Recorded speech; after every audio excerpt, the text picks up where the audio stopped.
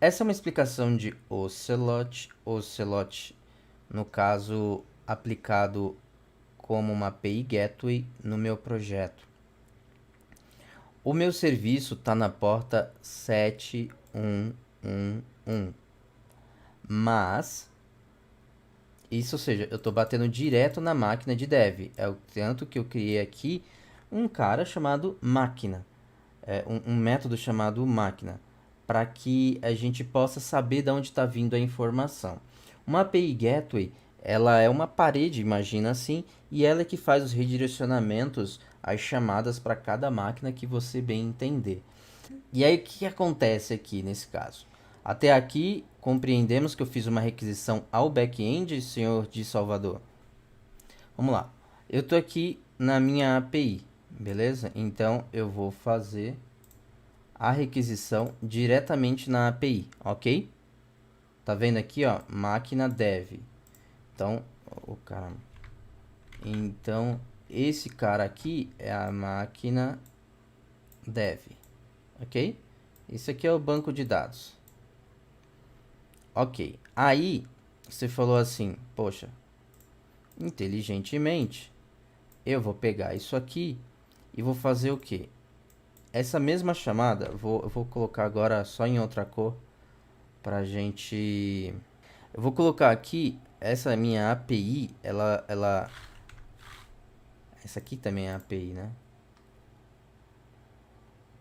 Não, vou desenhar melhor aqui, ó. Sei que eu não desenho bem, mas vamos lá de novo. Pronto, eu vou chamar de novo.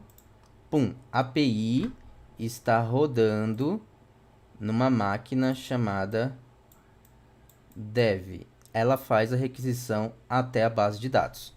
Até aqui, ok? API, base de dados. A gente veio aqui e vai criar o Ocelot, que é uma API Gateway, que vai ficar exatamente aqui na frente. Então, eu vou ter essa mesma estrutura, só que eu vou vir aqui e vou criar uma... cadê? Uma API Gateway.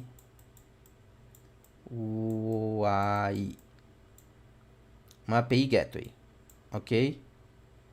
A API Gateway, ela vai saber para que máquina chamar. Por quê?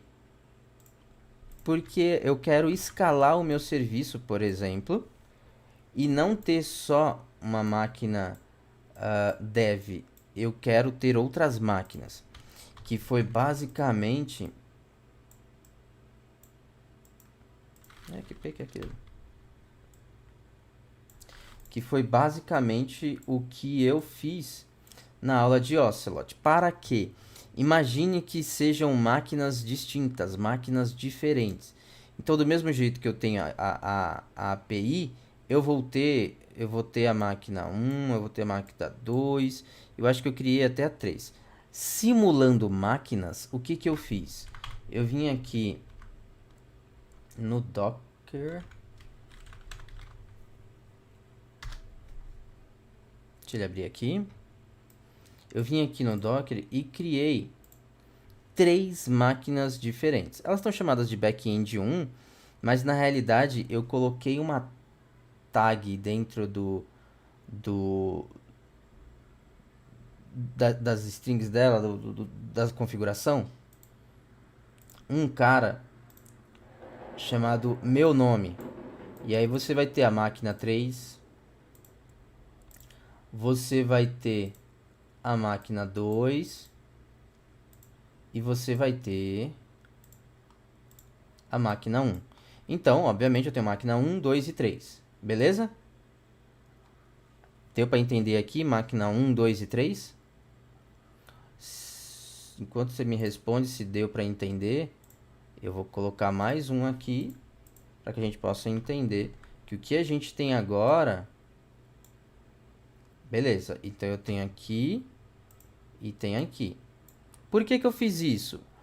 Eu fiz isso porque eu tenho um serviço muito requisitado por todos os meus clientes e eu quero ter 4 máquinas respondendo, Quando uma máquina estiver lenta, o Ocelot vai falar, opa, manda para outra, manda para outra. Ele vai trabalhar como load balance. Ele pode fazer trocentas coisas. Se a gente configurar, ele vai fazer. E aí uma hora vai ser batido aqui, uma hora vai bater aqui, uma hora vai bater aqui, uma hora vai bater aqui. E o serviço vai ser desenvolvido da mesma forma. Vai até a base, vai até a base, vai até a base. E vai retornar e vai fazer o trabalho normal. Show até aqui? Show. Aí o que que eu fiz aqui? O que que eu fiz aqui? Então eu tenho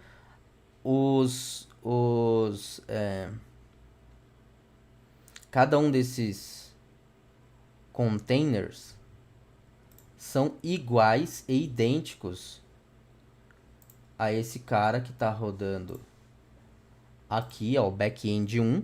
Eles são iguais. Se você quiser olhar, isso aqui é o Docker Compose, o arquivo do Docker Compose, é onde eu só exponho as portas. E a única coisa que eu altero é aqui o nome de cada um dos containers, mas eu já te mostrei isso lá no Docker Desktop. Aqui, o que eu posso te mostrar... Não, aqui acho que não tem nada para te mostrar. Aqui o que eu posso te mostrar é que a gente tem uma API Gateway aqui, configurada e que eu já subi. Essa API Gateway, ele vai apontar... Deixa eu ver... A do pedidos aqui, ó. Para as máquinas. Essa é a máquina de desenvolvimento, porque eu deixei ela aberta. Sei lá, no meio da aula eu estava explicando. Tanto na máquina de desenvolvimento. E essa aqui são as portas lá do Docker. De cada um dos containers que estão no ar.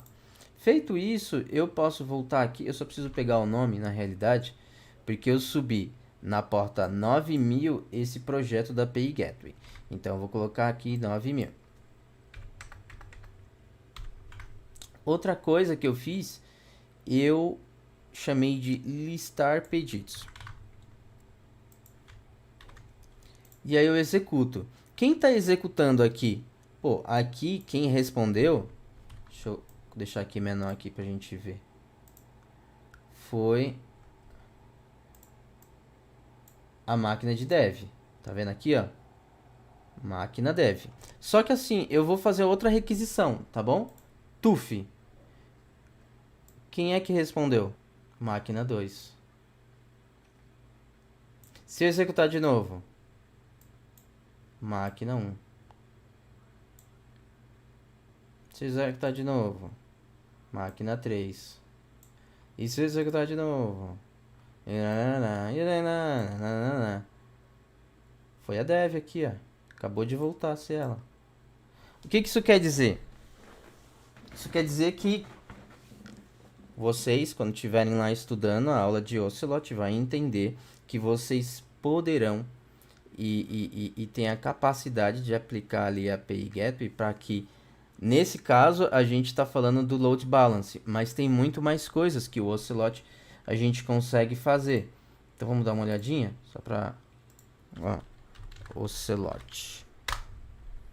Aí tem muito mais coisas, né? Então eu mostrei a parte onde faz o load balance, por assim dizer. Mas tem login, tracing, caching, deixa eu ver o que mais. Na área da administração, aí é mais pro JSON Web Token, que dá para aplicar. Aqui é a autorização que eu acabei de dizer. Aonde você vai aplicar, se vai aplicar. A quantidade de coisas que você consegue fazer, ok? São muitas. Mas, no nosso caso, né, muito se pergunta sobre... E microserviços? Microserviços, ele tem que trabalhar de uma forma que você possa escalar.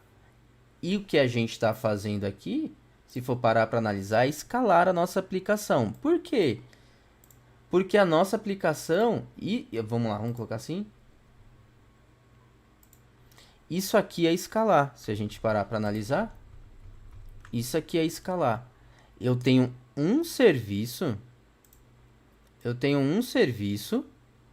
mas eu coloquei ele em outras máquinas para que eu não tivesse só um servidor respondendo ele. Eu tenho vários outros servidores respondendo.